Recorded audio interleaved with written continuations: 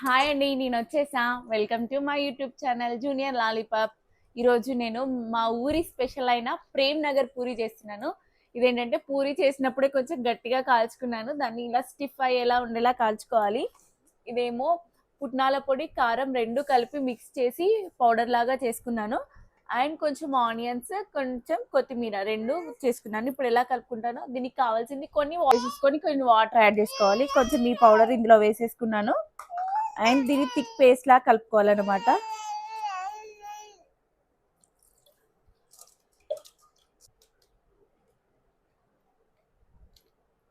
మంచిగా పూర్తిగా ఇలా తడిసే వరకు మనం డిప్ చేసుకో పూర్తిగా తడిసే వరకు ఇలా డిప్ చేసుకోవాలి. ఇలా గార్నిష్ చేసుకోవాలి. పట్టుకోసియాన్ అంతే, జస్ట్ దీన్ని తినేయడమే.